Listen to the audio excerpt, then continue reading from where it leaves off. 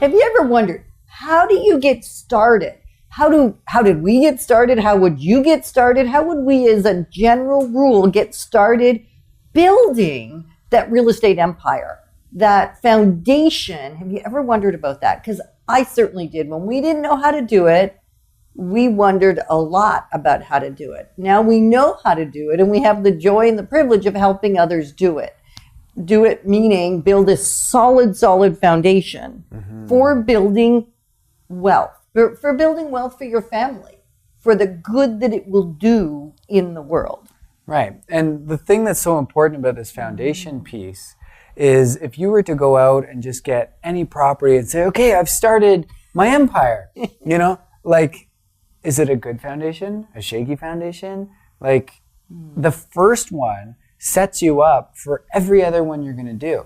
So it's extremely important in when you get started, how you get started, that whole piece of creating that strong foundation to launch off of. Right. And if you're thinking, well, I've already started, I already own 6 properties, or I've already bought my first house, so is this applicable for me? Is this show on how to create a foundation for your real estate empire really going to add value to you?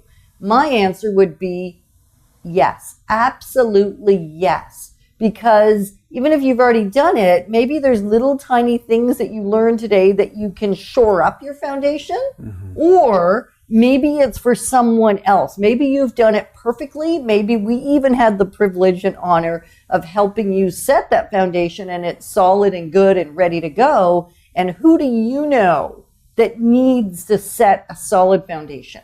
And you can set the solid foundation even after you've bought your first one.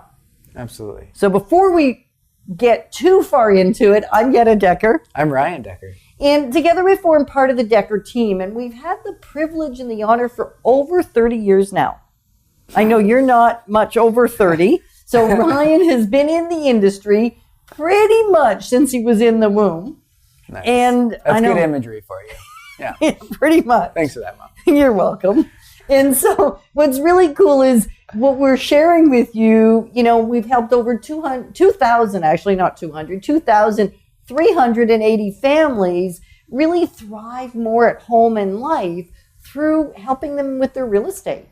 And it came from not always knowing how to do it ourselves. Before Ryan was born, and even as he was just being born, relationally, real estate-wise, we really didn't know how to do this thing.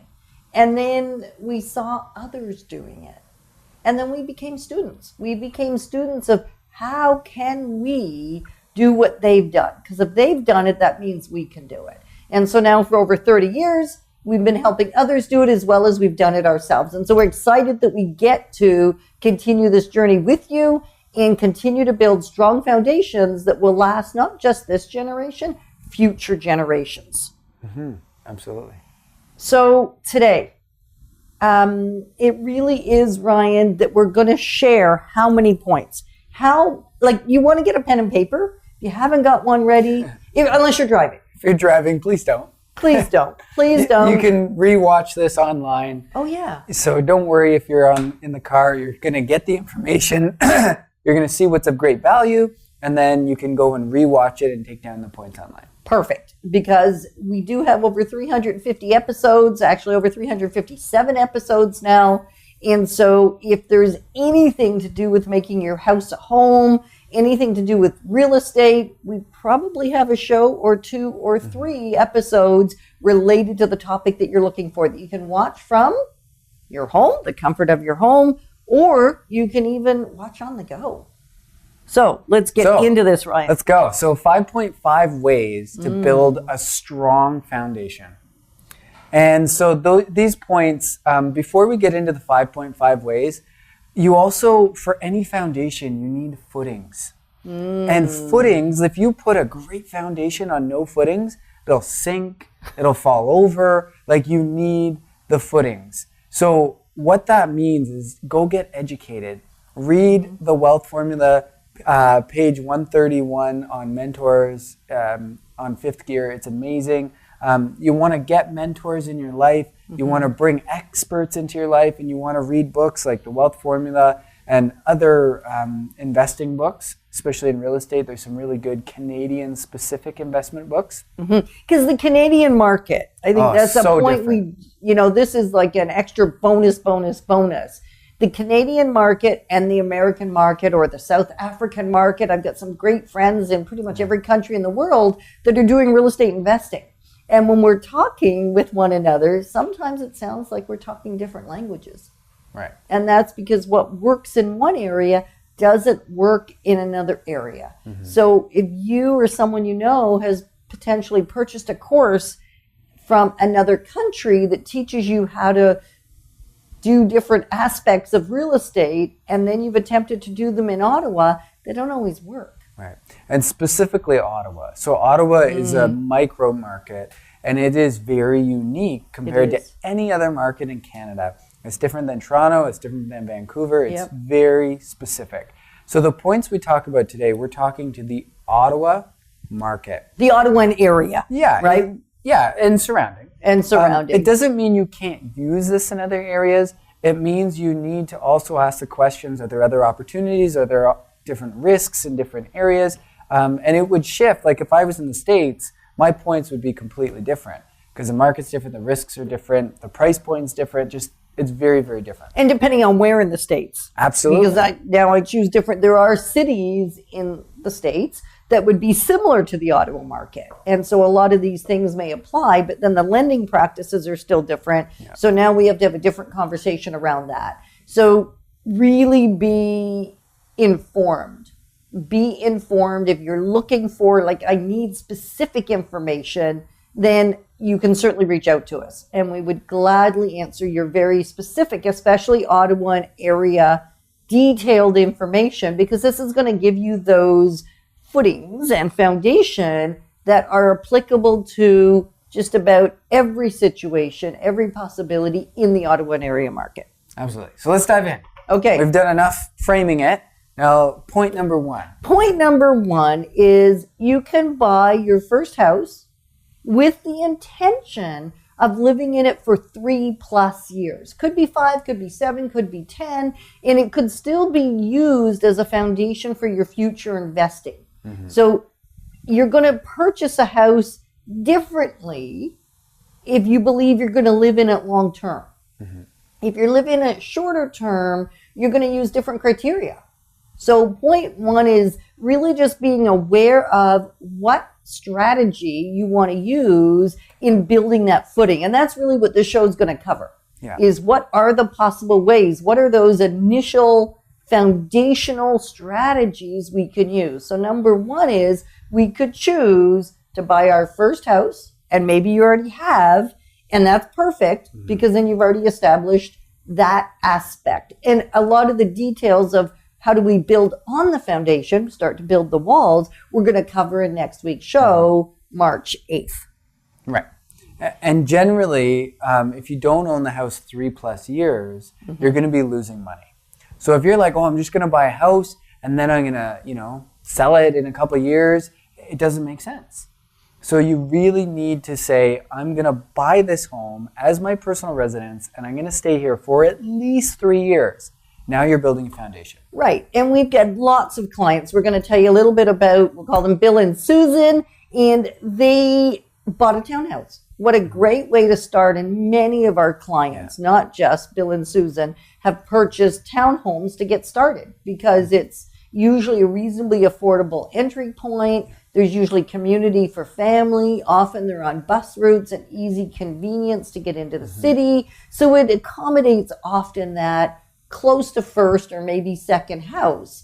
And then at some point, they decided that now I need more privacy. Now I need... The family grew. Right. The family grew. There was more... Well, there were no children when they first moved into that house, into that townhome. And then they said, now it's time to make a move because we need more privacy. We need more space. Our family's feeling congested. And that's such a icky feeling because it starts to create conflict. Right.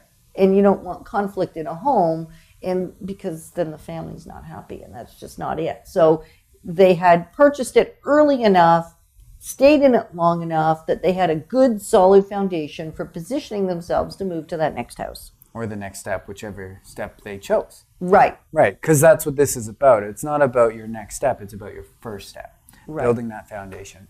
So point number 2 is to buy a house with co-living ability. And this could be a duplex. This could be where someone lives in a room beside you. So I've had numerous clients, and we've also done it. You've done it. I've done it twice. Like, we've used this strategy in our own lives. So I won't go too, because I could do a whole show just on this one point, or like 3 shows actually. So anyways, for my own house, I bought when I was young, 20. I lived in the boiler room. I had a basement apartment. I also had 4 when he says bedrooms. boiler rooms, he means the furnace. Yeah. Because not that many houses have boilers anymore. Well, some do. And if you're a millennial furnace. and you're listening to this, you're going, a boiler room. It was a furnace room. It was a big furnace room. It was the biggest room in the house. So don't like. It was a nice place, even though it had the utilities. It was great for a 20-year-old. Now, once I got married and stuff, it obviously didn't work anymore. But so this is also about making sure the step works for you. So I just want to sideline that. If it doesn't work to have someone living in your home, don't do it. But if you're young and you want people, or you're single and you want people, or you're a family and you want someone else to be brought in because you just love that dynamic, then co-living's awesome. And it can create more income, can pay down your mortgage faster, or give you more cash flow to buy the next property, or get you into a house that you couldn't afford on your own.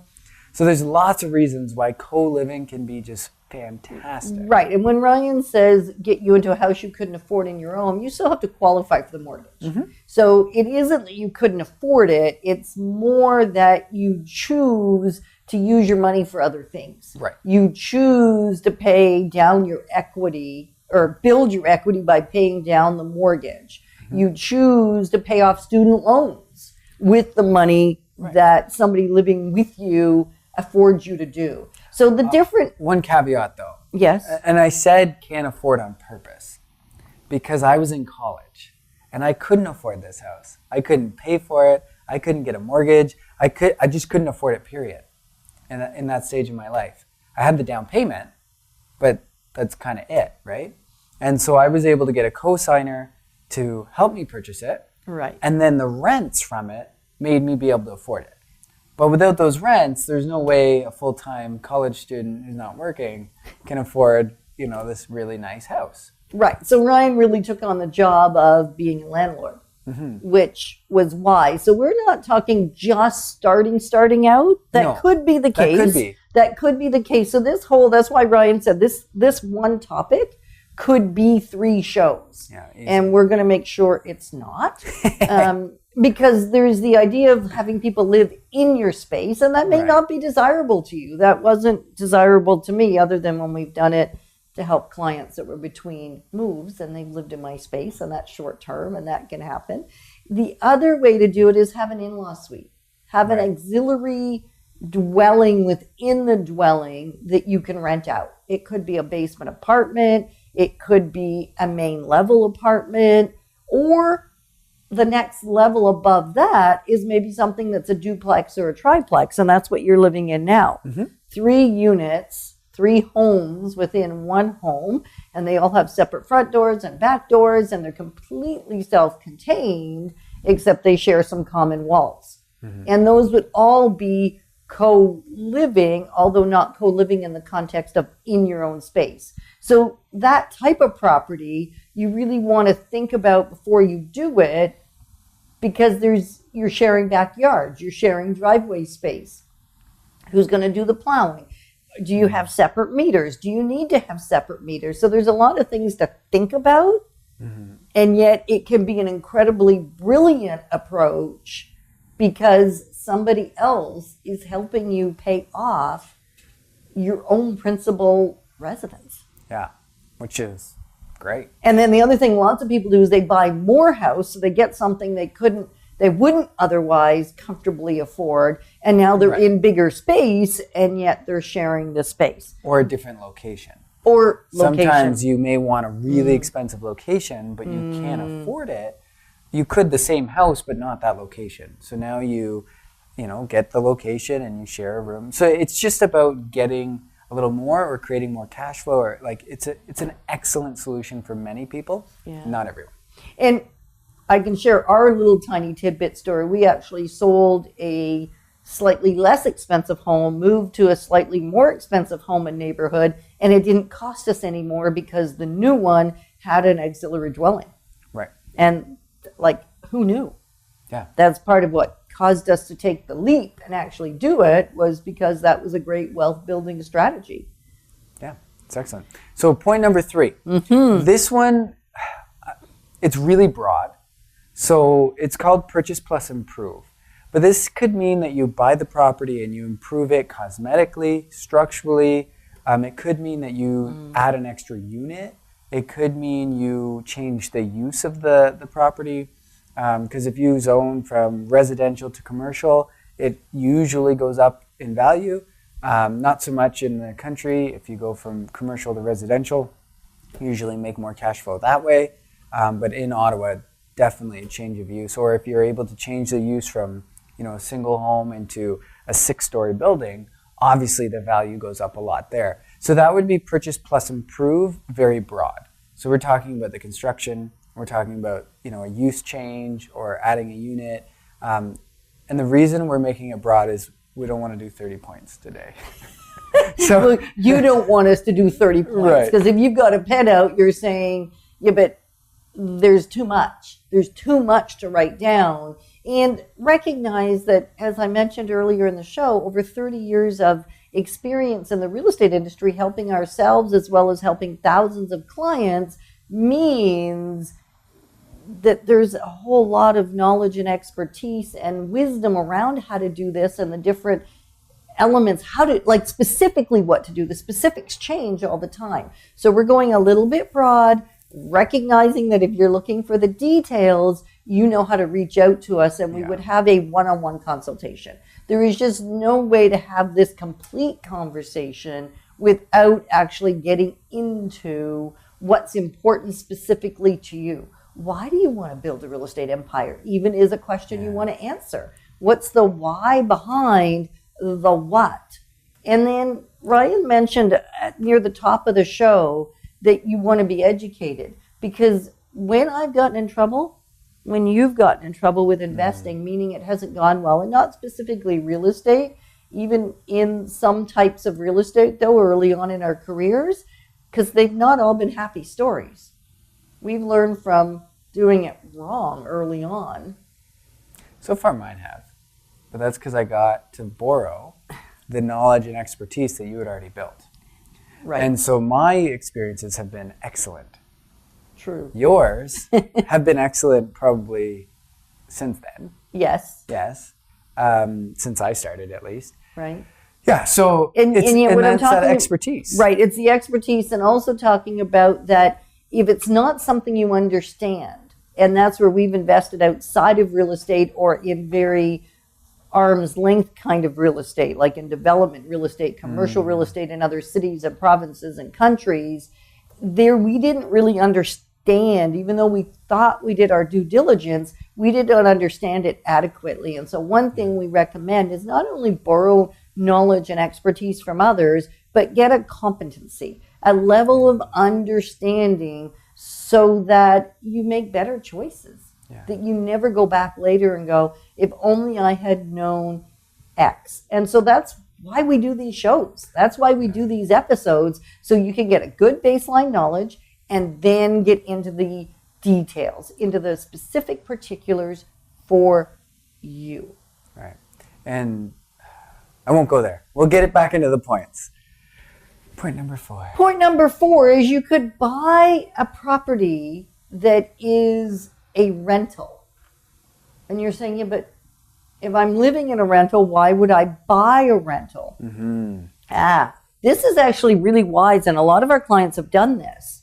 And they've done this because the rental they're living in, maybe they are renting a room in someone's house and they're living really inexpensively. Yeah. Or maybe they're still living at home with mom and dad, and mom and dad have said, I want to help you build your real estate portfolio, be part of that foundational structure for you, and I'm going to charge you very little to live here, and I'm going to cook your meals. And maybe sometimes it's around convenience, it's around the location. And yet our clients have wanted to get started in real estate and investing. And so you purchase a property that you can afford, you rent out the entirety of it or rent out elements of it, like depending on what the best way is to make the most income on that property. And you stay where you are and building equity and building real estate wealth through somebody else paying off your mortgage and that property going up in value. It's so smart. It's so smart. Recently, I had a single mom who was going through a pretty rough time, 2 kids, and she was in this subsidized rent area. So she was paying like ridiculously low rent. And then she was able to get some money come in, enough to buy a property. And so she wasn't earning an income, but she had enough of like stuff that she could go get a house. But she didn't want to leave because her rent was so cheap. There's no way that, like, it was, I think, under $400 a month for a home. Like, it was crazy. And so Crazy awesome. So she wanted to stay there. She didn't want to take advantage of it forever because she wanted someone else to have the opportunity. But in that season, she still needed it. It still worked for her family. So for quite a while, it wasn't that long, but for a while, she went, bought a rental, rented it out, and then later she was able to buy her own house as well. And so now she's got 2 properties. She moved out of the subsidized.